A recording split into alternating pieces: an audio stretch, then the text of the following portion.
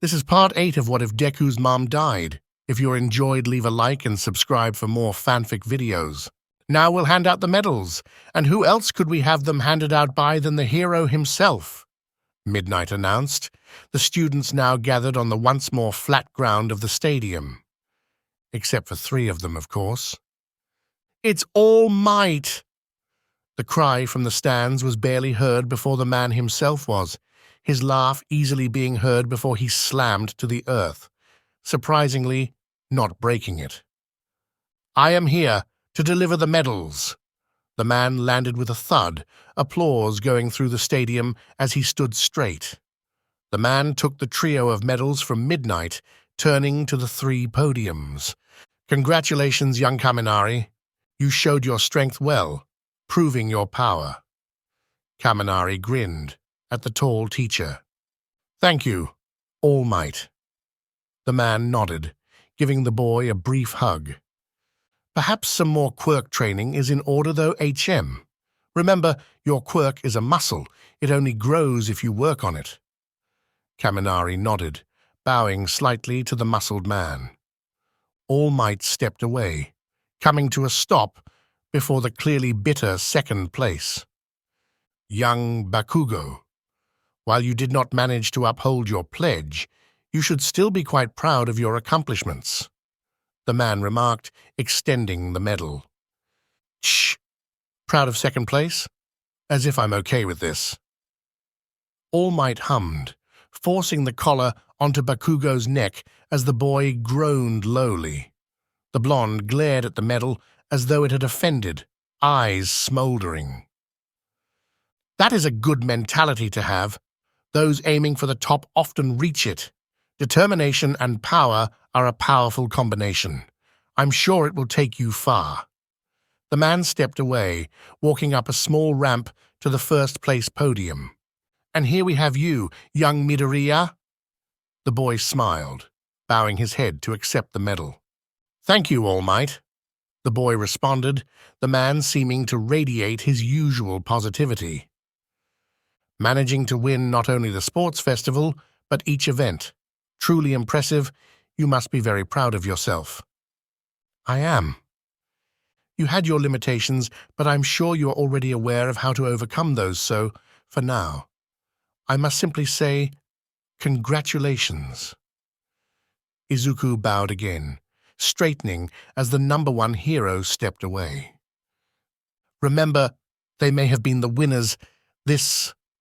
Izuku let the words drone away as his eyes raised, eyes trailing away from the sight of his idol as he let himself become distracted. His eyes found purpose, slowly closing in on glorious white and caramel as a grin came over his face. Luckily, his sight was just good enough to notice her wink at him with a smirk. He hissed at the abrupt sting on his foot, eyes darting to see both Kaminari and Bakugo giving light bows. His eyes widened, falling into one as well. Someone's thinking about Rabbit Tail. Kaminari sang under his breath, Izuku narrowing his eyes at the quip. Bastard can't not think about her every 10 seconds. Bakugo muttered in a rare show of friendliness. Kaminari snorted as Izuku scowled. Shut up! The boy said finally, rising in a bow alongside the other 2. And based off the looks he was getting from the rest of their class, they too had noticed. That concludes our sports festival. Izuku hopped off the podium, already making for the tunnel. Make it a bit more obvious what you're doing, Kaminari joked, the trio slowly melding back with their classmates. He just publicly ignored All Might in favor of his girlfriend? Izuku groaned at the words from Kirishima. On camera too. Bet you 1,000 yen it's in a paper.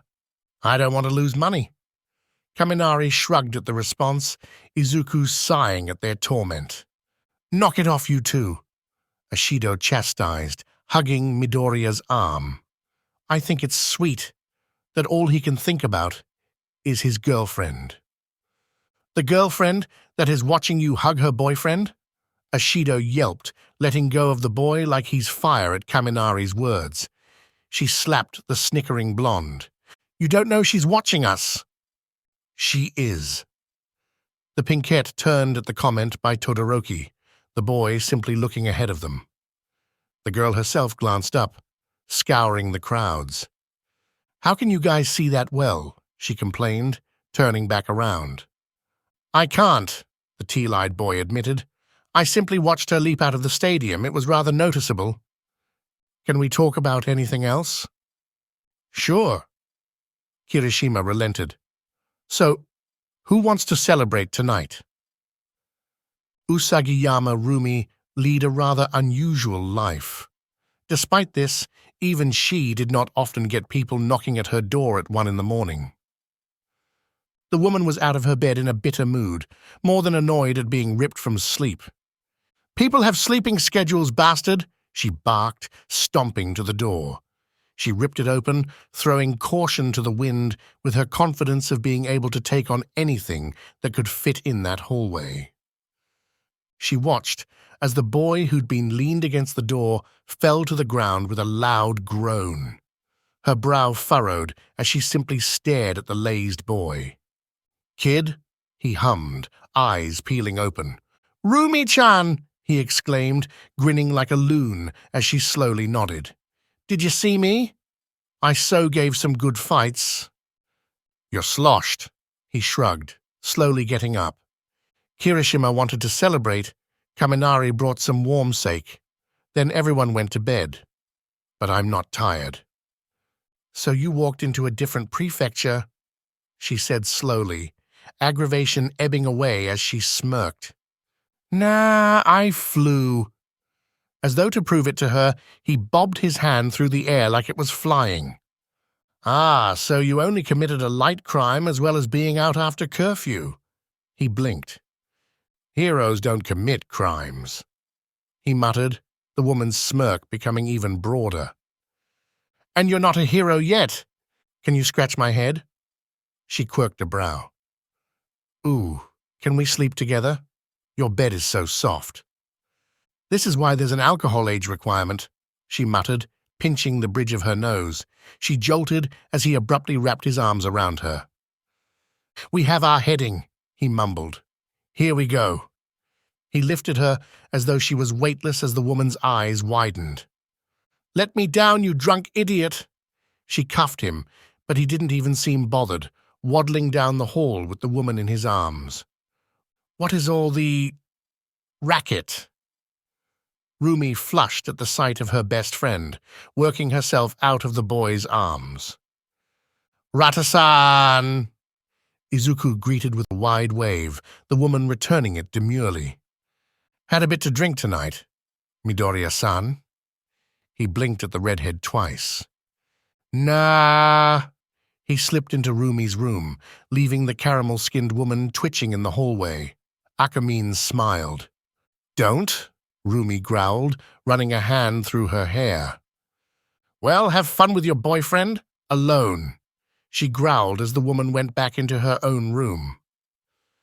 The pro-hero took 3 deep breaths before entering her room. "Oi! The hell do you think you're doing?" she hissed, snatching the thong out of the boy's hands and slamming the drawer shut. "Ashido-san wanted to know what brand you use. I said no. Then they thought I knew what brand you use, so I had to know." He nodded with his own words. "Don't. Go. Through. My panties." Her hand fisted his hair. "Got it. What if you pee yourself and I have to go get you a fresh pair?" She opened her mouth to rebuttal that, but didn't know what to even say. She shook her head at the not entirely abhorred smell of sake. "I'm calling your old man. He can deal with you." She grumbled, turning away from the boy and making for her phone.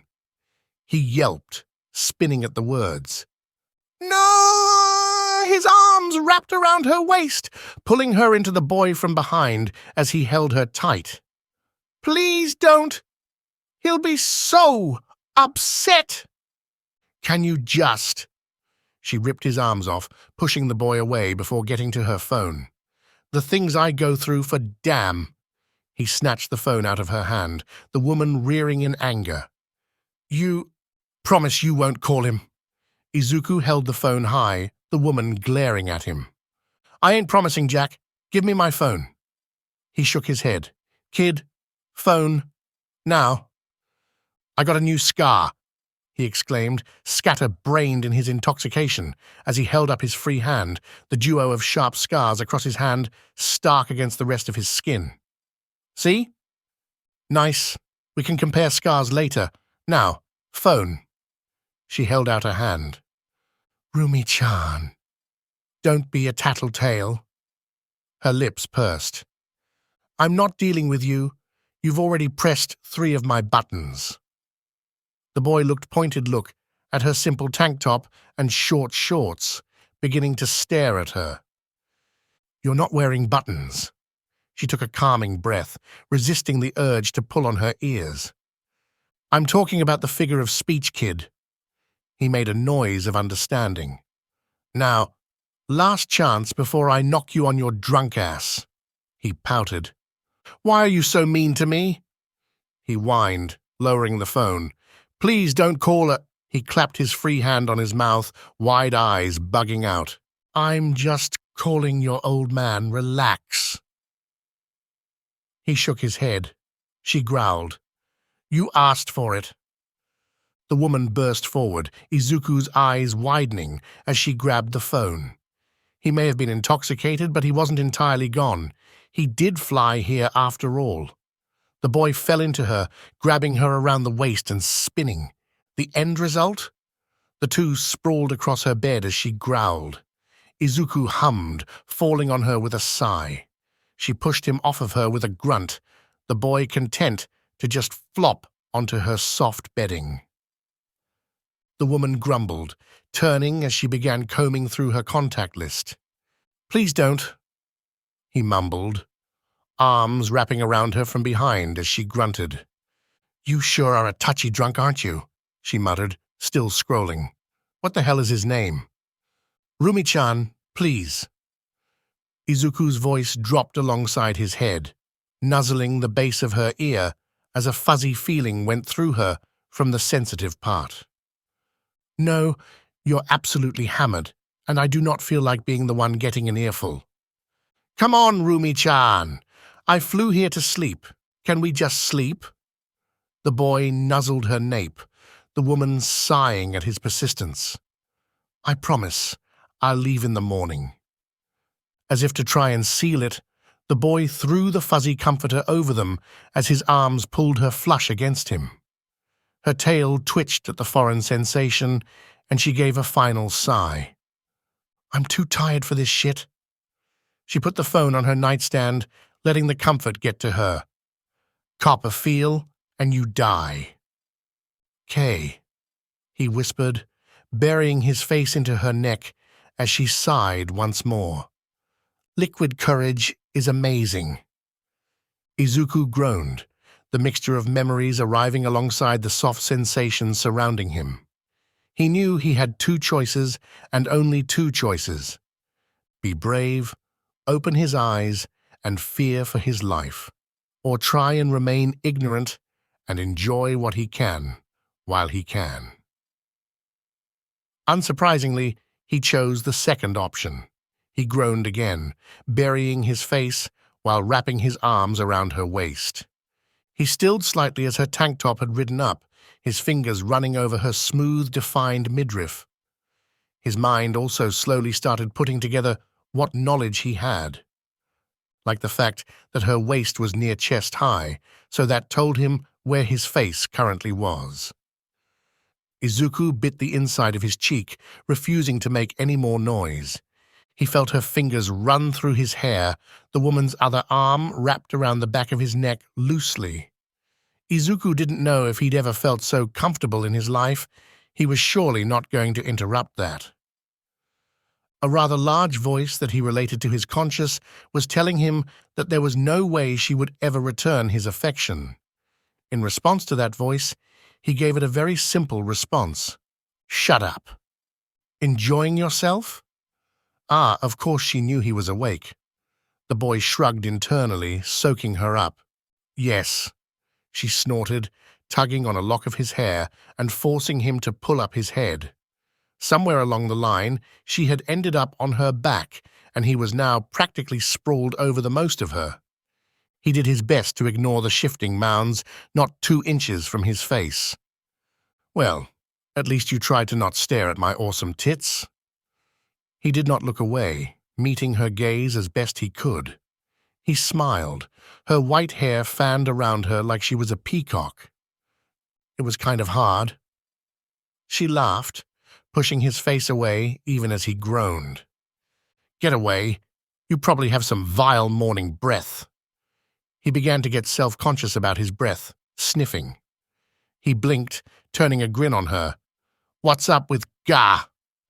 He leapt on her just in time, her eyes widening as her face scrunched, Izuku leaning down and exhaling. He snagged her wrists just in time, knowing that she could probably overpower him without one for all. And considering he wasn't using it, he knew she more than likely had around his strength. Why does it smell like dango? She muttered, brow raised. He saw her lids lower and felt a shudder go down his back. Izuku paused in his response, the very air around them seeming to change as she let out a low hum. He got chills from the noise, her body arching beneath him as her head raised. I'm done waiting, she whispered, his eyes widening as she leaned in. Rumi's kissing him, his body practically ignited, skin becoming hyper-aware of her skin on his as the feeling of her under him practically made him alive with energy. He barely saw her eyes widen in surprise before they shut. The feeling of her lips actively pushing against his made him push back, using his grip on her wrists to stretch her arms up and away. He had no clue what he was doing, so he was going off pure feeling and instinct, capturing her bottom lip and beginning to practically suck on it. Izuku groaned as one of her legs wrapped around the back of his hips, pulling him closer. He pushed back up, feeling the wet feeling of her lips on his own, and he couldn't help but drink her in. His hands slid, her fingers interlocking with his as he moaned into her mouth. Her tongue pressed against his lips, and he parted them, the soft appendage pushing against his own. He closed his lips on her tongue, tasting that same cinnamon taste as he sucked. The feeling of her writhing under him drove him crazy, not even knowing what to do with himself. Her fingers were tight against his own, pressing into his palm, and he couldn't help but squeeze back. The feeling of no air suddenly hit him as he broke away with a gasp, the both of them heaving against each other.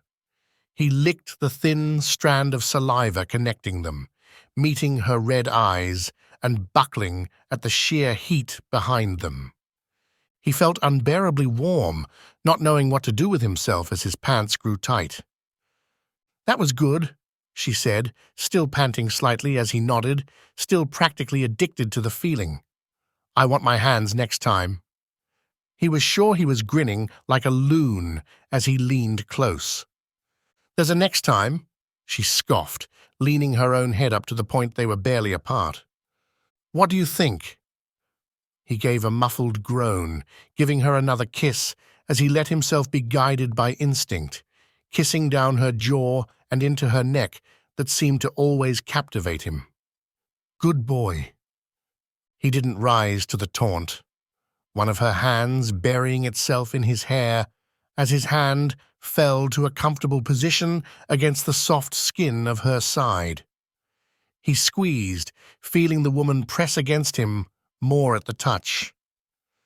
He ran his teeth against her neck, hearing her give a soft gasp that turned him on to unbearable levels. His phone rang, and he actually growled, the woman laughing breathlessly as the warmth between them took a light breeze, the boy idly realizing he was sweating slightly. What? He answered the phone, not even checking the caller ID. That's a rude-ass response. The boy twitched at the voice of his childhood friend. What is it, Kachan? The blonde scoffed on the other end of the line. I was the only one who had your number and all these, hey! The voice of Bakugo grew distant. Hey, Midoriya! The voice of Kirishima was loud. Where are you? I'm not answering that. He watched Rumi roll her eyes, propping herself up on her elbows as the redhead on the other end hummed. What do you want? What's the matter, you busy? Izuku barely refrained from growling at his friend. His eyes widened as Rumi took the phone. He's busy, stop calling. She hung up, tossing the phone onto the carpet. There. He laughed, leaning back down and capturing her lips as her hand found its place in his hair once more. He actually shouted in anger as his phone rang again. Even Rumi growled as he got out of bed and answered it. Kirishima, I swear to God. Good thing I'm not a religious man. Izuku stilled at the drawled voice. Aizawa-sensei. Problem child. Izuku glared at Rumi as she snickered at his plight, sliding out of bed herself. Winning the sports festival does not exempt you from class, nor does it give you the ability to go out past curfew. I want you here in the next half hour. Yes, Sensei. Put Miruko on the phone. She gave him an amused glance, even as she took the phone. Yo, Erasure, she greeted. Who, me? Nah, no way. Endorsing this kind of behavior. Nope, not me. I strictly punished him. He gave her a wry glare. What were we doing? Well, we were about to go into second base, but... He snatched the phone back away, her laugh taunting him as he put the phone to his ear. Sorry, Aizawa-sensei. He could hear the laughter of his classmates. Am I on speakerphone, Sensei? You are. Izuku blushed. 28 minutes Midoriya. The line cut, and Izuku sighed.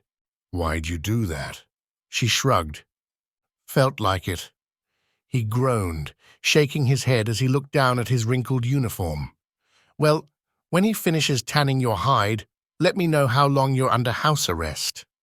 She smirked as he nearly whimpered at the thought of his punishment. He found a shoe, sliding it on as well as the other. He blinked as she held out his phone, not knowing how she got it. He grabbed the cell only for her to pull.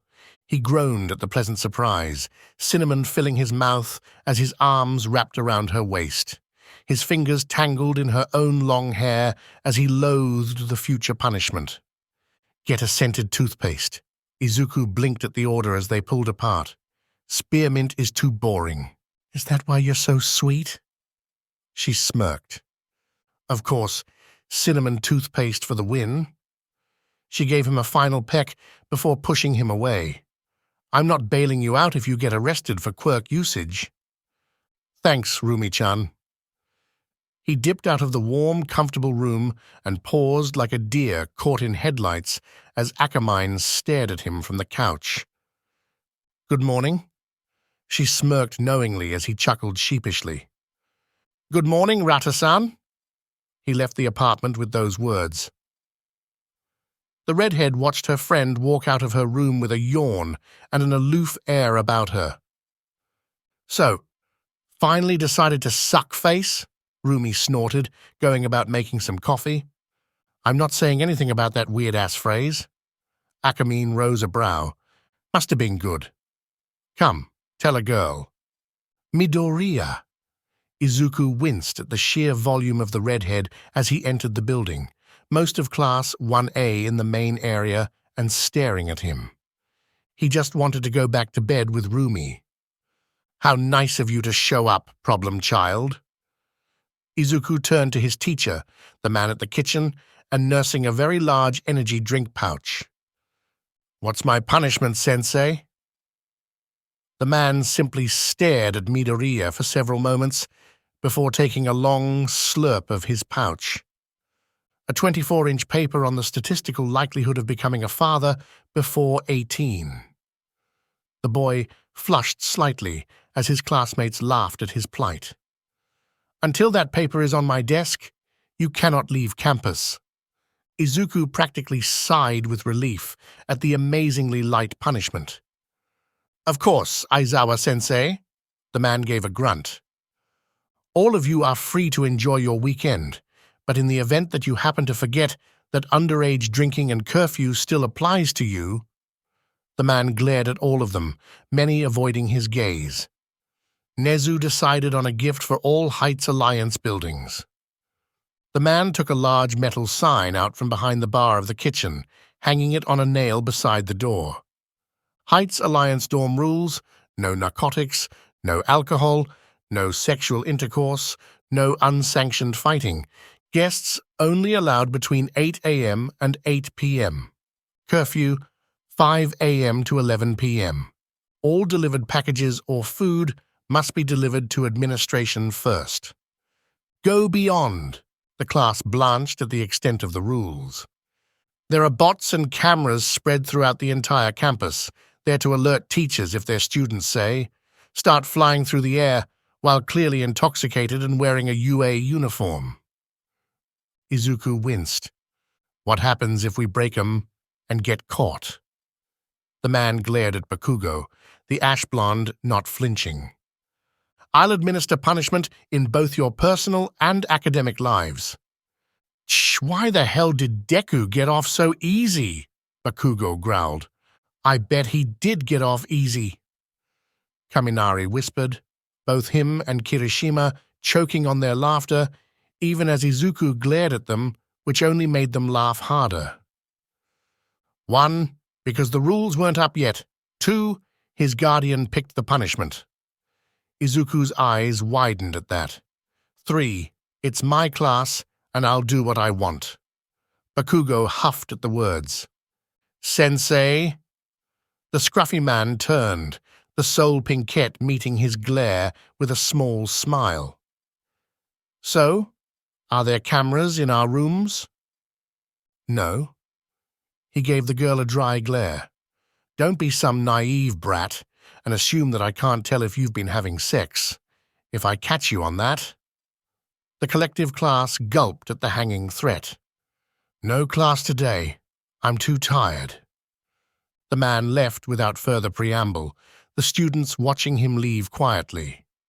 So, Midoriya. The boy groaned as Kirishima spoke up. You two sounded really angry. She already said what we were doing. What do you want from me? The redhead shrugged. Just trying to see how many buttons I've got to push before I get to Katsuki level fighting with you. Fuck you, shitty hair. The blonde growled, stalking off and away.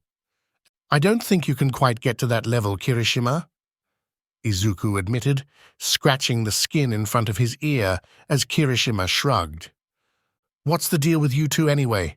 You're always butting heads trying to fight, and in the sports festival, you two were brutal.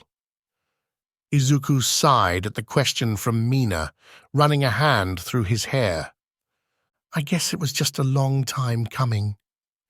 He ignored the slightly pleading look, noting the absence of a certain student. Where's Ida-san? Oh, kinda sucks. His brother got attacked by that hero killer going around. He's in critical care. Izuku's eyes widened at the words. He got leave to the hospital this morning. Haven't seen him since.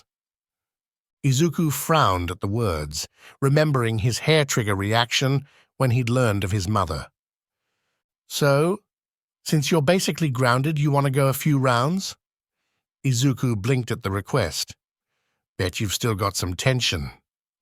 The redhead quipped, jabbing Izuku's shoulder as the boy shook his head. Can't you get a girlfriend or something, so you don't have to bug me? Kirishima shrugged. Yeah, but you're dating the strongest heroine. I kinda can't match up to that. Izuku frowned briefly, the boy's words trickling through him. I'm not with her just because she's number 5. Kirishima blinked before shaking his hands back and forth, sheepish. I didn't mean it like that. I just kinda meant... He trailed off as Izuku simply stared at him. Never mind. Kirishima, do you like someone? The redhead huffed, thumbing his nose with a sharp grin. Someone like me? Nah. Hey, wanna hit the gym? Izuku briefly thought on declining so he could go write that paper for Aizawa before shuddering at the thought of that research. Yeah, sure. You said to call? Izuku was an entire bundle of nerves as he called her, the brief silence making him regret it. Not when I'm on patrol. He winced, wanting to kick himself at the words. Sorry, I can call later. It's fine, I'm just standing here anyway. So, how long are you on house arrest? I just got off of it. He frowned at the small clock on his nightstand. But the curfew is tighter now. Oh yeah? Well, I guess no more sleepovers.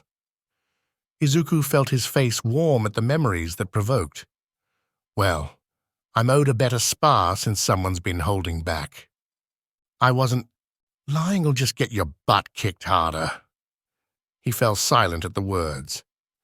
Great. See you 9, sharp battle junkie. The line clicked, and he felt a breath escape unbidden. He slowly spun the phone in his hand, looking it over. Well, that's better than kid. He gave a dry snort to his own words, the noise quickly followed by a slow rap against his door.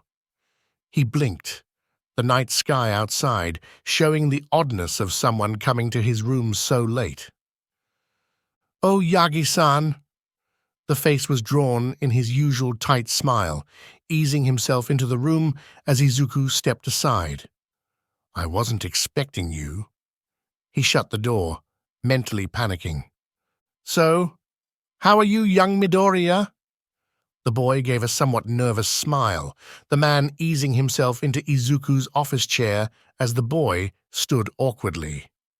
I'm okay. The blonde quirked a long brow. Simply okay? Considering this morning, I would have assumed better. Izuku ducked his head slightly, rubbing the back of his neck. All might. Why'd you give me such a light punishment? The man leaned back in his seat, pinching his sharp chin. Well, I remember how it was to be young, and with the recent happenings, the burden I've placed on your shoulders, I didn't feel the need of cutting off such simple joy. One for all isn't a... You might not see it that way. The man cut off his disciple easily, gaunt features bearing down on Izuku. But I can see not only the toll it has taken, but the toll it will take. Izuku didn't know what to say to the ominous words, looking back on all the remarkable things he's been able to do with One for All. Young Midoriya, you do know that my gift does have its uses, right? The man asked, somewhat reluctant in his speech as he gestured to the unopened box of condoms beside him on the desk. Of course! Izuku was flaming red as he felt his face warm, looking away from the box and man. And you are aware of how they are applied and used, yes? Izuku gave a silent nod, not wanting to say anything in the awkward air. And remember, never flush them. Always throw them away in a trash can after they've been, used. Izuku tugged at the collar of his shirt, the topic making him more than a bit embarrassed. Now, do you have any questions for me? Izuku opened his mouth, but it clamped shut as a thought crossed his mind. You may ask me anything, young Midoriya. Izuku took a handful of deep breaths as he prepared himself to answer the question. So, you said that One for All is passed down through DNA, right? The man gave a solid nod as Izuku rubbed at his neck. Well, is it possible that I gave Rumi-chan One for All? All Might blinked, Izuku meeting the man's eye nervously. The blond man snorted, waving away his fears as the tension dissipated. No, there also has to be the intent to pass it down behind the gesture. So long as you were not thinking of giving her One for All, we are fine. Izuku exhaled in relief. Great. The boy had a shaky smile on his face as he leaned against his bedframe. So, she ingested your DNA? All Might! The boy exclaimed in shock. the man laughing at the boy's plight as Izuku furiously fought down any redness to no avail. "So, with the new curfew installed, I'm sure you won't be making any more night escapades?" Izuku huffed, getting the heat out of his system as he nodded. "Good, because between the bots and the cameras, there's only a 3-minute interlude the entire night, and it would be practically impossible to guess that it's at 11:01 to 11:04. Izuku gaped at the man who nodded once more. "Yes, practically impossible. Well, young Midoriya, I have a teacher assembly to attend here in a little while, so, if you won't mind." Izuku's brain caught up with his mouth a few moments later. "Okay, thanks for visiting." The man gave a brief smile as he rose. And one more thing. I come to UA at 7:30. Izuku's heart beat like a sledgehammer as All Might left the room, the words bouncing around in his head. The boy took 3 deep breaths, trying his best to clear his head. 20 minutes later, he was clean and in bed, eyes shut, with the lights out. An hour later, he was sat up in his bed, groaning as he tried and failed to not overthink things. A half-dozen possible scenarios were running through his head. 40 different ways for her to reject him, 1,000 different ways for her to strike him from her life in general. "On the one hand," he whispered, holding out one palm, "she promised her next time, but—" Izuku trailed off, not able to come up with a viable reason for his immense worry. The boy made a strangled noise, rolling out of bed and making for the weight room. Izuku yawned, sprawled on the pier of the large beach, as the late spring sun began to make its presence known. The boy looked even more ruffled than usual, eyelids heavy and posture slacked. After all, he'd gotten about 2 hours of sleep in total, not to mention his sore muscles from the previous night's workout. He scratched a hand through his hair, using said hand as a pillow as he sighed. "You look better after taking a shovel to the face." Despite the words, he smiled as his eyes peeled open. The sun was just high enough for her head to block it, a halo of light surrounding her, and it only made his heart beat quicker. "I didn't get much sleep," he admitted, rising slowly with an ever-so-soft groan. His eyes flitted down, the loose tank top and thin sport shorts practically taunting him. His eyes jerked themselves back up, her red eyes practically dancing in amusement as her teeth shined in a grin that made his throat dry.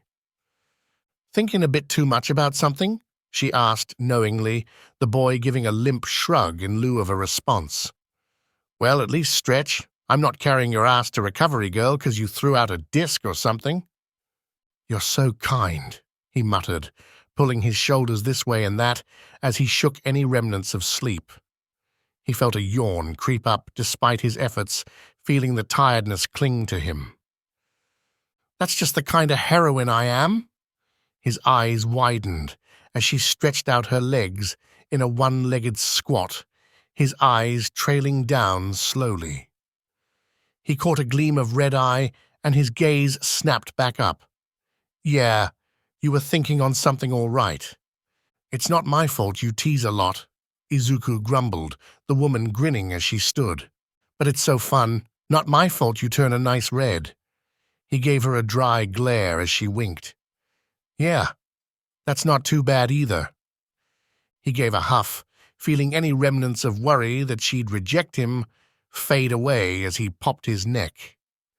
He did his best to filter the feelings her wink gave him, not doing very well as she grinned at him. "All right, ready, fight junkie?" He watched her leap far away, always impressed by the sheer distance she could cross in a jump. He floated a scant few feet above the dock, feeling divine light trickle into his eyes. He shed off his sweater, knowing One for All would just ruin it. "Here I am getting a strip show too. You know how to treat a girl." Her grin was slowly warping his mind, even as he felt the power tense up in his muscles, coiling like a spring. Maybe if you hit hard enough, you could just rip away my own poor clothes." His eyes widened as the spring sprung, float taking him across the large distance in moments, foot buzzing with power as she grinned at him. He couldn't help but note how her eyes tracked him the entire time. She ducked under his kick, his foot kicking aside white tresses as his hand lashed out in a backhand. She grabbed his wrist, spinning into a roundhouse that planted itself in his gut. Izuku was sent tumbling, righting himself after a brief second, only to have to dive to the side to dodge the axe kick that punched through the soft sand. He brought around his arm in a sailing blow, trying to catch her off guard, only for her to step into his guard and slam her elbow into his chest. It made breathing a fair bit harder, but he was able to grab her by the crook of the arm. He ignored how much his teenager hormones practically sang at the feeling of her warm skin and used his hand to bring her gut into his knee. She grunted, breaking free of his hold and giving him a standing top kick that sent him sailing. He never even touched the sand, staying within the air as he used the opportunity to swerve through the sky, trailing through the air as she wiped the back of her hand over her mouth. "Come on, where's that stadium breaker shit?" "That's a last resort." She grinned even sharper at his words, the boy tensing. "Well, guess I'll just push you there." She leapt up with astonishing speed, the boy barely swerving to the side as her foot sailed through the air he'd just occupied, the woman spinning with the motion to catch his eye.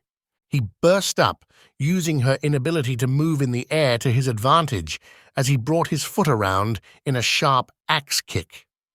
His eyes widened in astonishment as she turned in the air, rotating her body around the leg in an amazing show of flexibility. He had barely brought his arms together in a crossguard as her foot slammed into it. It still sent him sailing and left his arms creaking in pain, the boy trying to shake the numbness out of them. He took a deep breath, pushing aside his infatuation as she landed. "Yeah, that was the look I was after," she declared with her same grin, the boy practically rocketing out of the sky as his arm cocked back. She was already sidestepping by the time he came within 10 feet. Her eyes widened as his leg came alive in glowing light and green electricity, bringing her own arms together in a block as his shin slammed into her guard. "God damn, that hurts," she hissed, shaking her arms even as her grin grew broader. He was already crossing the distance by the time she'd uncrossed her arms, the woman watching his leg cock back. She burst forward, his eyes widening as her foot planted in his chest. He coughed out any saliva that had been in his mouth as he was rocketed across the beach. He gasped, clawing at his chest even as he did his best to keep his eye on her. She took the initiative, blasting forward with a powerful leap as he forced himself straight up. Izuku got his breath under control, the woman skidding to a stop in the sand as he looked down at her from a dozen meters up. "Come on, just take the lead already. I'm getting tired of this cat and mouse crap." She roared, towing aside tufts of sand, even as Izuku's eyes widened. The double meaning behind her words resonated inside him, not sure if she intended it. He slowly lowered himself, eyeing her warily in case she spontaneously leapt at him. He touched soft sand, and she was still stood there, now staring at him with a raised brow as he took a deep breath. He took 2 slow steps, heart pounding in his ears as she just stared at him with a quirked brow. "I won't bite." Hard. He felt a shiver go down his spine at the lilt in her voice, throwing caution to the window and crossing the distance in 3 long strides. He saw the approval shining in her eyes as she leaned up, arms already locking around his neck. His hand settled on her sides, feeling her tender skin against his hands as his thumbs ghosted over her. He felt her breath mingle with his own, catching half-lidded red orbs peering at him in a look he could only call smoldering. "Do it," she whispered, lips practically ghosting over his as he felt her hands caress his nape. His grip tightened on her waist, dipping down and meeting her. She tasted just as sweet as yesterday. That's the end of Chapter 8. I hope you enjoy the fanfic. Please leave a fanfiction of any kind in the comments that you would like to see in a video.